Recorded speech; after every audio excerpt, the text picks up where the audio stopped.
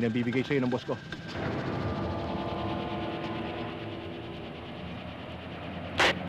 Kapag kumakain ako, ayokong may naninigan dito.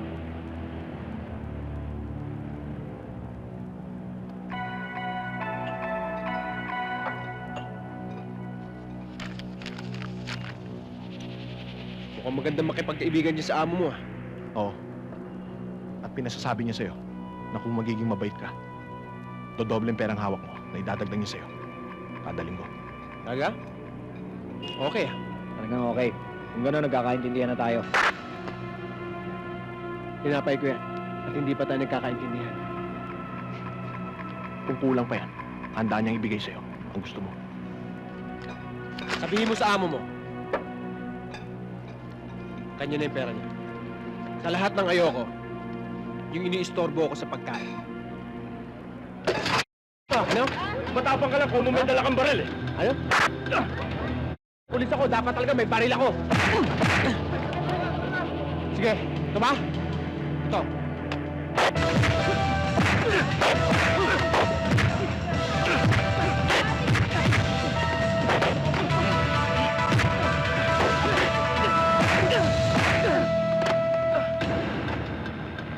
Tama na yan.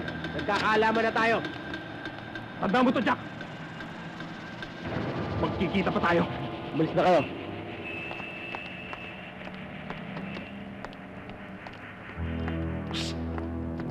Hoy, halika. Halika rito.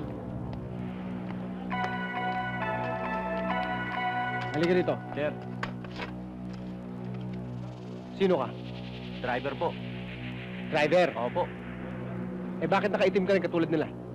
Eh, may patay po sa amin. May patay sa inyo. Opo. Ihabol mo sa kanila, balik mo. Opo. Driver ka pala, naiiwan ka rito. Opo. Bilisan mo na.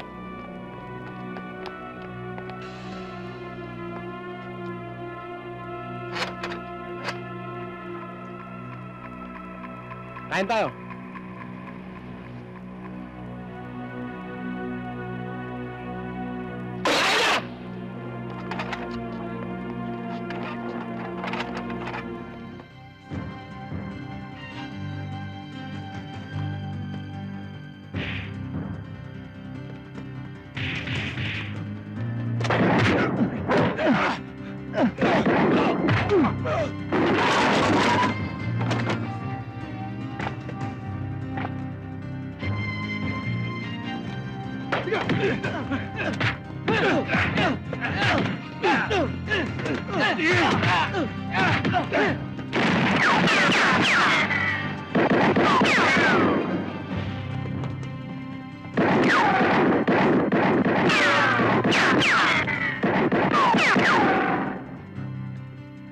Boss! Tagilid na tayo rito! Halika na!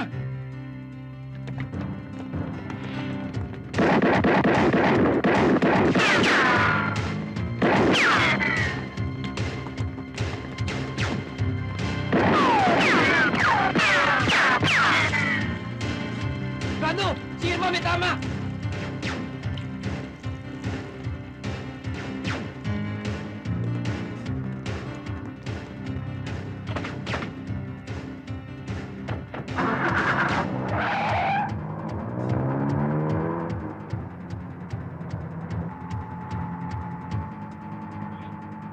Hello, Tol.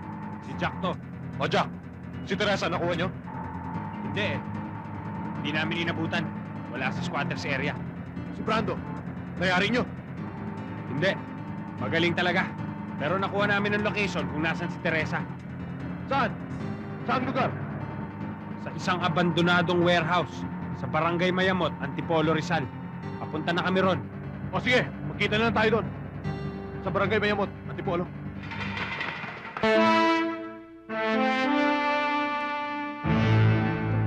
Relax ka lang.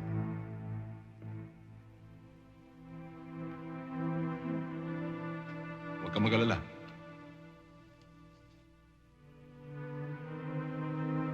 Basahin ang hatol.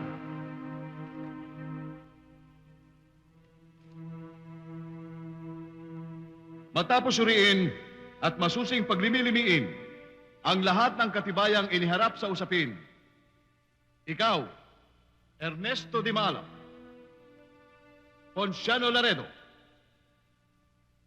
at Sotero Laredo ay napatunayang nagkasala sa paglabag sa Artikulo 248 ng Kodigo Penal ng Pilipinas.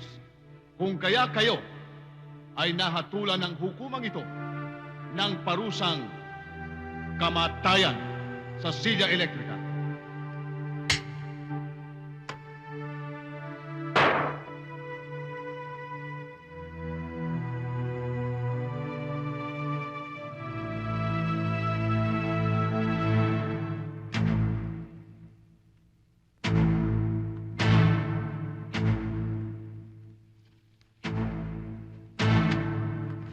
Basahin ang hatol.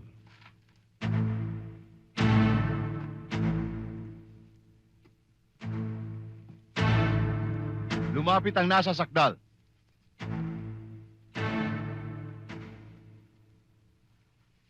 Iwa. Iwa. Tayo na. Ang anak ko. Iwa.